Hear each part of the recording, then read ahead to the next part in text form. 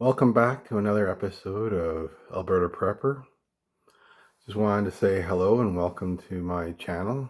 It's a big thing I have trying.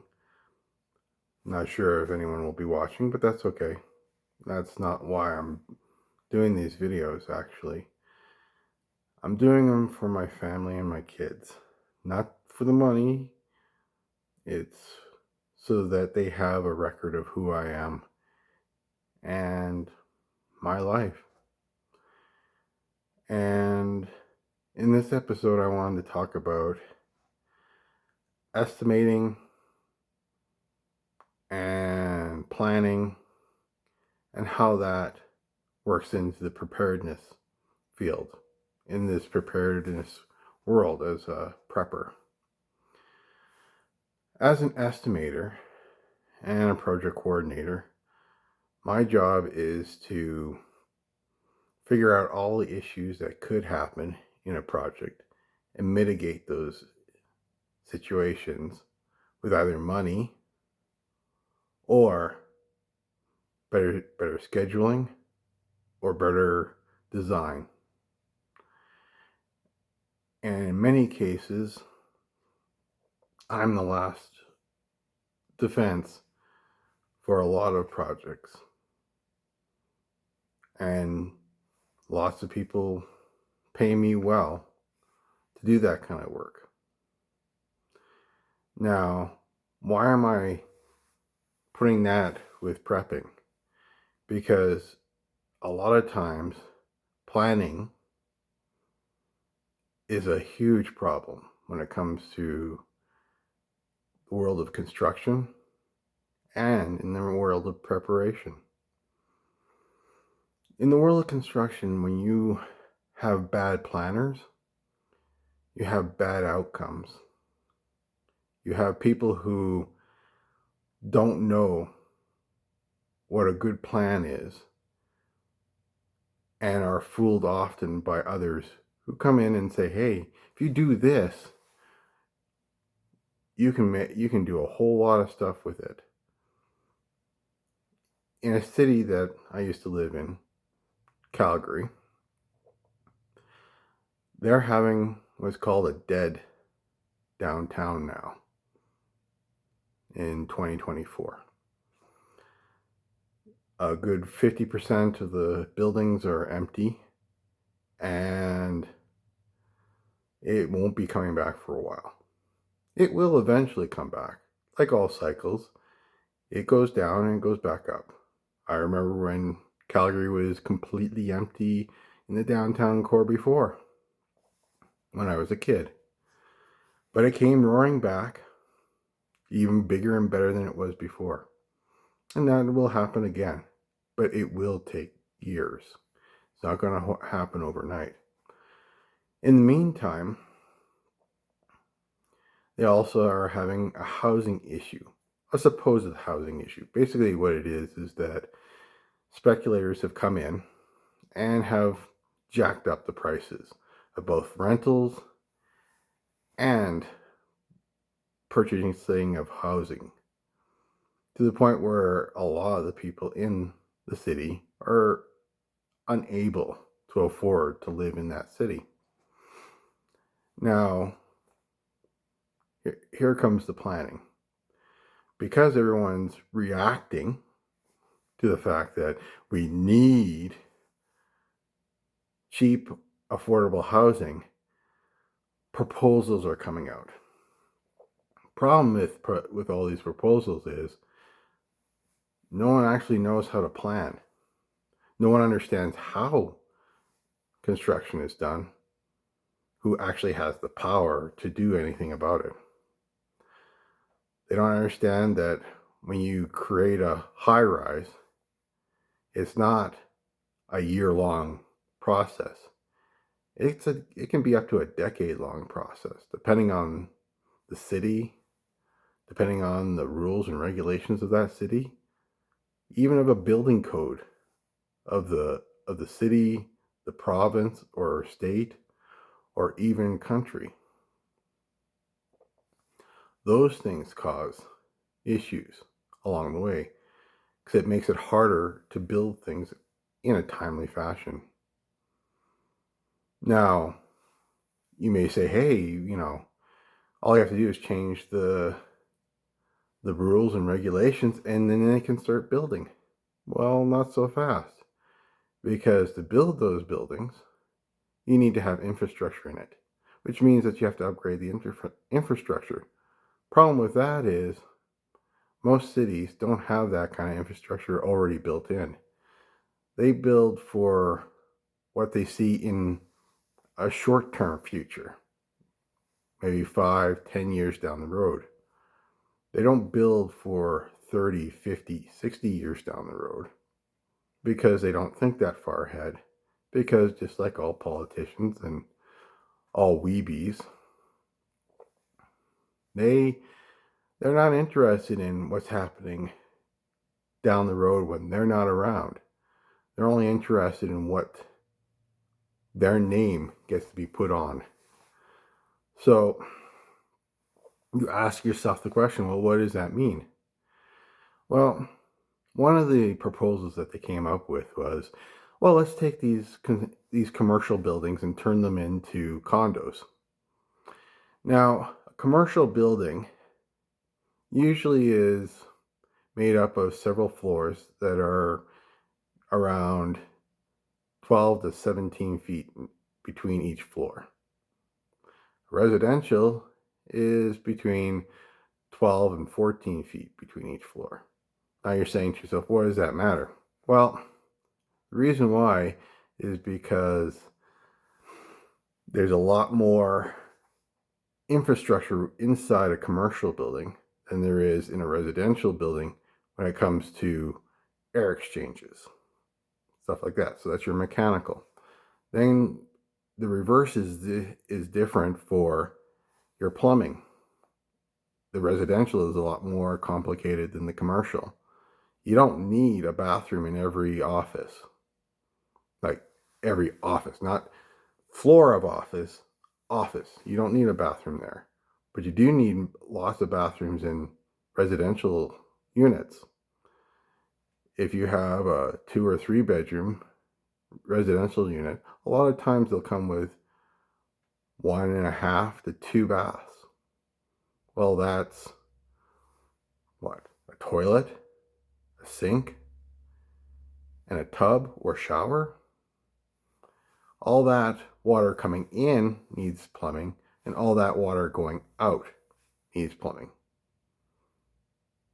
So in a commercial building, they don't have those kind of things. Thus, the infrastructure for that building is smaller than what is actually needed in a residential high-rise. So the residential high-rise has a larger capacity infrastructure in the streets of that city. So it takes time. So the city has to build that infrastructure to do it. But they didn't do that because they zoned the downtown areas as commercial, because they didn't think that they were going to put residential in the middle of a commercial area. Now they're talking about putting residential in the middle of a commercial sector. Now they're going to have to redo all that in the area where they have no money to do that kind of stuff. That is what poor planning can do. It's not about taking an idea and running with it and having it done within a year or even 6 months. It takes a long time to rebuild infrastructure. It takes a long time to build residential high-rises. It takes a long time to build out even a residential area that you would call tract housing. It's not just, oh, I found a piece of land and let's start building.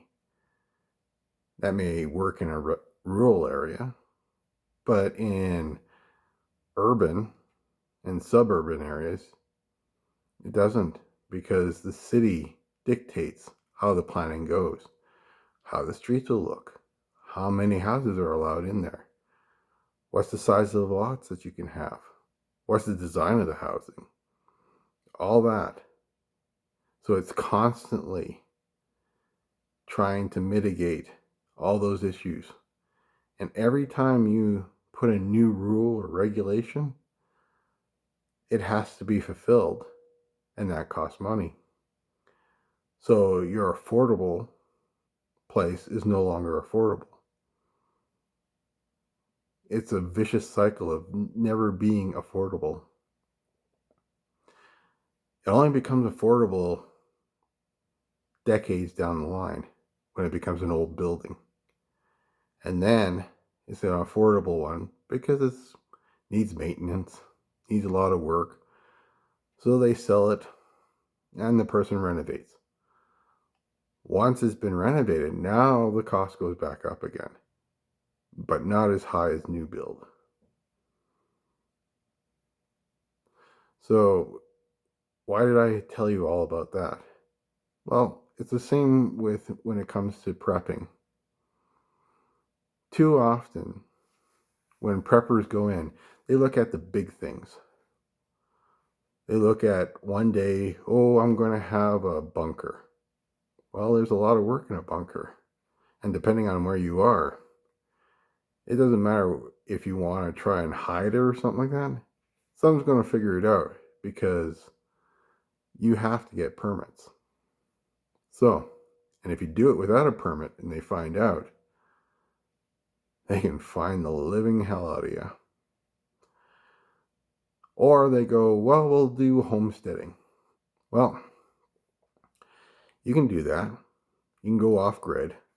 Problem again is they put in rules and regulations that say that you still have to be hooked up to the main systems, the electrical, the water, the gas, stuff like that. Why? So that they know who's who. Now, that doesn't mean that you have to have your house on those things, but you're still going to have to pay for those things.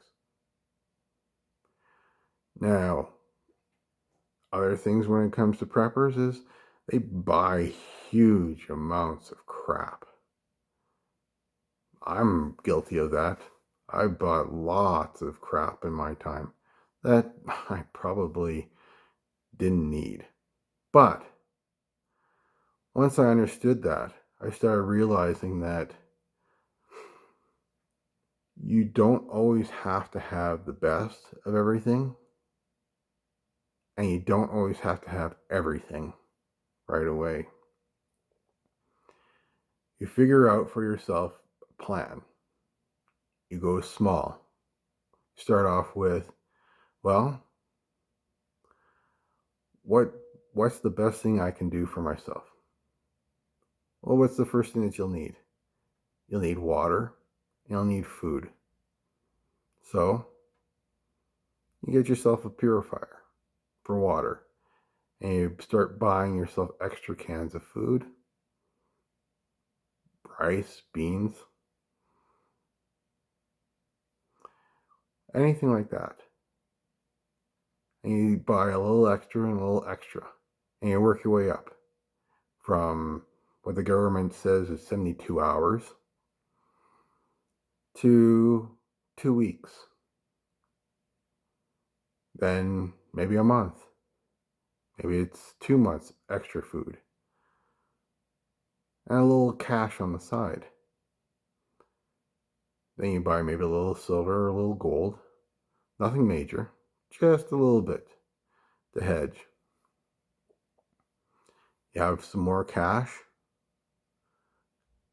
you build up a little nest egg. Doesn't have to be millions, doesn't have to be hundreds of thousands, doesn't even have to be tens of thousands. It could be a couple $100, maybe $1,000, maybe $2,000. You start small. Then you say to yourself, well, I need fresh proteins. And you say, okay. And then you start learning skills. You learn how to hunt. You learn how to trap. You learn how to fish. Now, if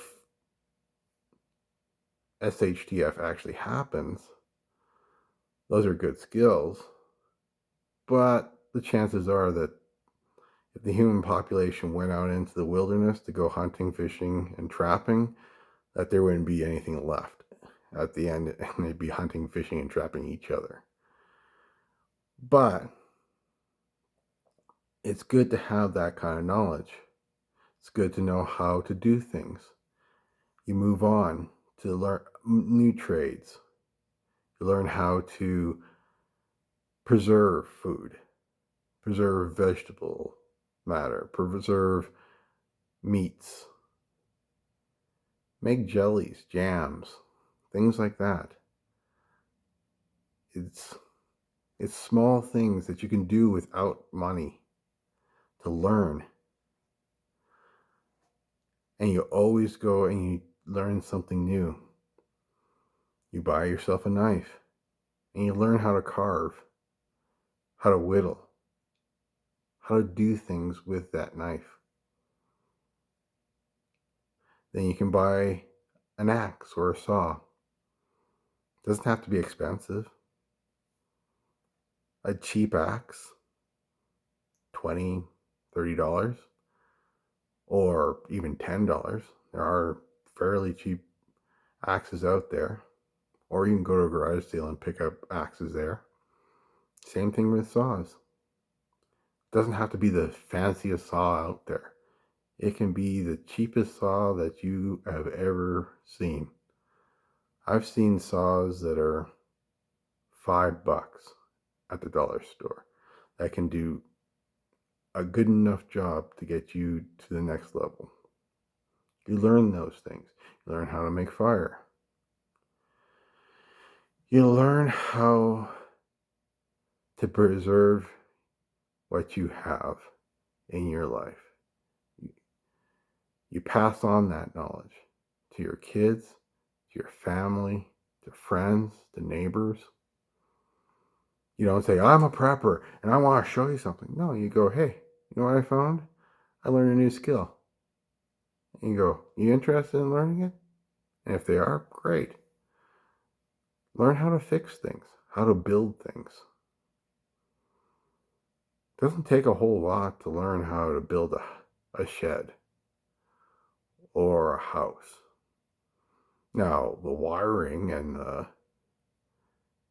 mechanical and the plumbing it's a little more energy intensive in the brain side, but it can be learned too. You learn things, you learn how to fix.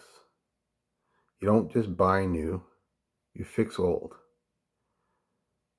When you buy new clothes, you keep the old clothes. You turn them into rags so you can use them to fix clothes when there's times that you won't be able to afford to buy new clothes, or there's no new clothes to buy. Those are the kinds of things that you need to do. That's what planning is about, is looking at what it is that you have, what you need, and figuring out how to get to that next point. And you always start off small. Yes, it's great to have those great big ideas of freeze dryers and homesteads and stuff like that. But if you can't even get your 72 hours worth of food stored away, that's something that you shouldn't be worrying about. You should be worrying about how to make that 72-hour happen. What would it take to get 72 hours worth of food? Remember that the average person can live on 1,500 calories a day and be perfectly fine and still be able to do most of the stuff that they're doing today or even more. So base your ideas on those things. Don't base it on the preppers that you see on this on this platform who have 10, 15, 20 years of prepping already, and think and wish or hope that you could do that. You're just a starter. I was a starter. I started off with a knife and I figured out how to make fire. Then I figured out how to make canes. Then I figured out how to make tripods and wheelbarrows and anything that I could. So it's time to think of life in small terms, and eventually those big things will happen for you. And maybe by that time you won't need those big things, because whatever issues that we have today are gone tomorrow. So, that being said, I wish you luck on your planning. Make sure that you do a good job. And make sure that you show others what you can do. Alberta Prepper out.